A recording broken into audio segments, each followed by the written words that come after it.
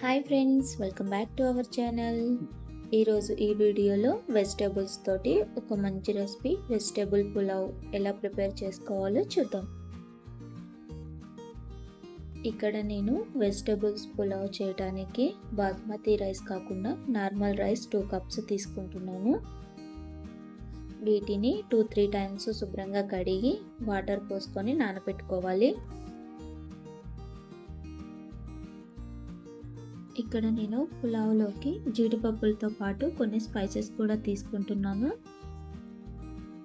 ఈ జీడిపప్పులతో పాటు స్పైసెస్ని కూడా నెయ్యిలో ఫ్రై చేసుకొని పక్కన పెట్టుకోవాలి.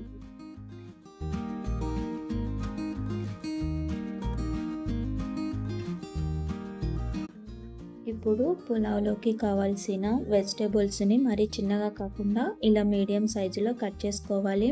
నేను ఈ పులావ్లోకి క్యారెట్, బీన్స్, బంగాళాదుంప, టమాటో అలాగే ఆనియన్స్ వేసుకుంటున్నాను. పచ్చి బఠానీ కూడా వేసుకోవచ్చు. ఇప్పుడు గ్యాస్ మీద వెడల్పాటి గిన్నె కానీ కడాయి కానీ కుక్కర్ కానీ పెట్టుకొని దానిలో ఆయిల్ వేసుకోవాలి.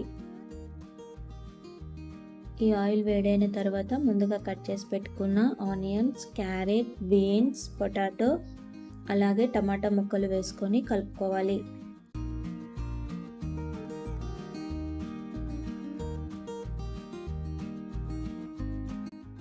ఇప్పుడు దీనిలో కొద్దిగా సాల్ట్ వేసుకొని కలుపుకోవాలి. ఇప్పుడు వీటి మీద మూత పెట్టి గ్యాస్ మీడియం ఫ్లేమ్లో పెట్టుకొని వీటిని కూడా కొద్దిగా ఫ్రై అవ్వనివ్వాలి.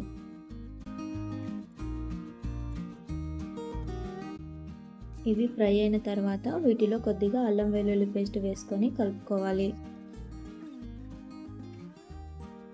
అల్లం వెల్లుల్లి పేస్ట్ వేసుకున్న ఒక 2 నిమిషాల తర్వాత మనం ముందుగానే ఫ్రై చేసి పెట్టుకున్న జీడిపప్పులు అలాగే స్పైసెస్ని కూడా వేసుకొని కలుపుకోవాలి.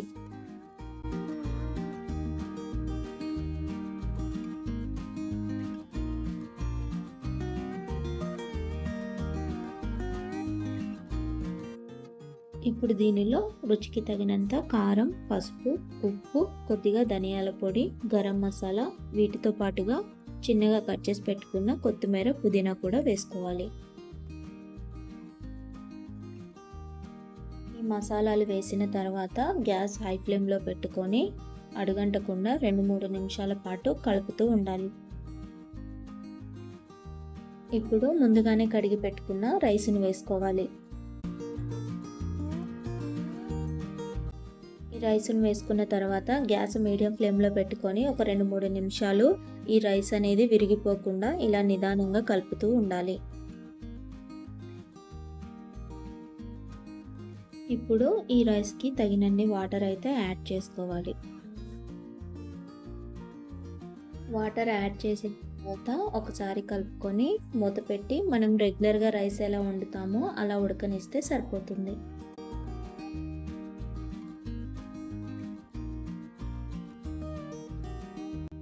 ఒకవేళ రైస్లో సాల్ట్ సరిపోయిందా లేదా చూడాలి అనిపిస్తే రైస్ ఇలా ఉడుకుతున్నప్పుడు చూసుకుంటే సరిపోతుంది.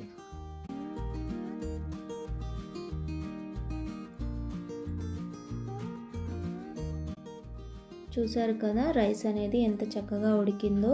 రైస్ మెత్తగా అవ్వాలన్నా ఇలా పొడి పొడిగా ఉండాలి అన్నా మనం యాడ్ చేసుకునే వాటర్ని బట్టే ఉంటుంది. ఇప్పుడు దీనిలో చిన్నగా కట్ చేసి పెట్టుకున్న కొత్తిమీరను వేసుకొని కలిపి గ్యాస్ ఆఫ్ చేసుకుంటే సరిపోతుంది. చూసారు కదా ఫ్రెండ్స్, ఎంత టేస్టీగా ఉండే వెజిటేబుల్స్ పులావ్ ఎలా ప్రిపేర్ చేసుకోవాలో. చాలా టేస్టీగా ఉంటుంది. తప్పకుండా ఒకసారి ట్రై చేసి చూడండి. అలాగే మీలో ఎంతమందికి ఈ వెజిటేబుల్స్ పులావ్ అంటే ఇష్టమో కామెంట్ చేయండి. అలాగే ఈ వీడియో కనుక మీకు నచ్చినట్లయితే లైక్, షేర్, సబ్స్క్రైబ్ చేయండి.